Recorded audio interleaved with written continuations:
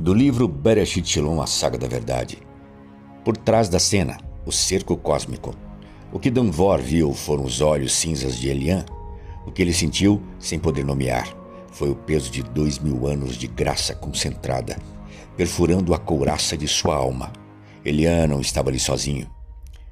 Os 40 dias de jejum no deserto de concreto de Shiló não foram um mero ritual de preparação. Foram o deserto da tentação ao inverno. Onde Cristo outrora foi provado, Elian foi fortalecido. Cada hora de fome foi um fio de teatrado na ligação entre o general e o seu rei. Cada noite em vigília foi um afinamento do espírito, até que a voz que saísse de seus lábios não fosse mais apenas a sua, mas um canal limpo, uma antena erguida para transmitir uma frequência ancestral e celestial. Enquanto isso, em salas secretas espalhadas pelo globo, os 24 anciões da ira, os guardiões remanescentes, mantinham uma corrente de oração ininterrupta. Eles não oravam por vitória fácil, oravam por clareza, oravam para que o véu entre os reinos se tornasse fino como um pergaminho naquele lugar específico, naquela hora precisa. Suas súplicas eram como flechas lançadas no escuro espiritual, abrindo um caminho através da névoa de engano que Nabu e seus alcoólitos haviam gerado sobre a cidade. A cripta não estava apenas sobre a basílica, estava no olho de um furacão de intersecção. E o diabo estava na sala, não como uma figura de cascos e chifres, mas como uma presença de vácuo absoluto, de frio estratégico e ódio consumido pela luz que ali insistia em brilhar. Ele estava no último suspiro de cinismo de Vor, no cálculo final de autopreservação que quase prevaleceu. Estava na sombra alongada que parecia engolir o símbolo do altar. Ele observava, não como espectador, mas como general adversário, vendo seu mais brilhante arquiteto humano à beira da deserção. O ar era pesado, não apenas pela umidade, mas pela colisão de dois reinos, dois projetos, duas histórias se decidindo naquele grão de areia do tempo que era a escolha de um homem caído. Quando Elian citou os ladrões, não foi uma metáfora habilidosa, foi um disparo do Espírito Santo.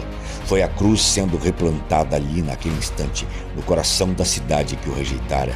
E Elian, vestido não de púrpura real, mas de linho de luto e autoridade, era a presença viva de Cristo, o rei que venceu a morte, agora comandando seu exército na última batalha pela cidade.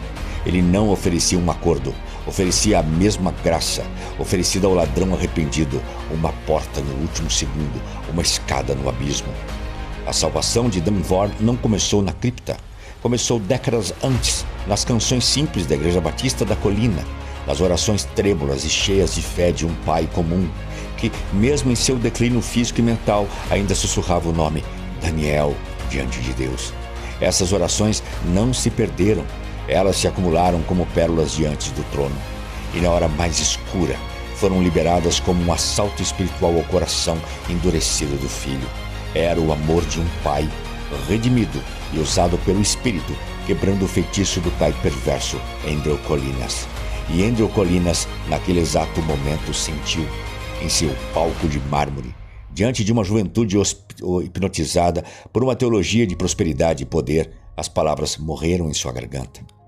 Ele sentiu que o ar mudou, ficou rarefeito, elétrico, como antes de uma tempestade. Um frio percorreu sua espinha, não o frio do ar-condicionado, mas o frio de uma perda catastrófica, algo de valor inestimável, uma alma que ele considerava sua obra-prima, sua conquista, seu Barrabás moderno, havia escapado de sua jaula.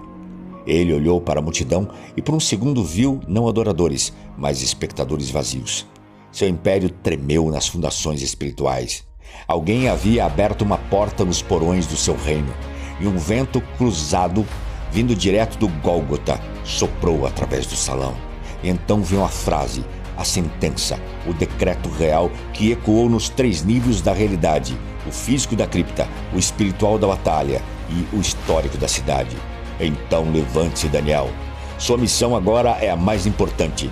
Você vai nos dar as chaves do reino das trevas. E no silêncio que se seguiu, a sentença completa, não dita, mas compreendida, ressoou no espírito de todos os presentes, visíveis e invisíveis.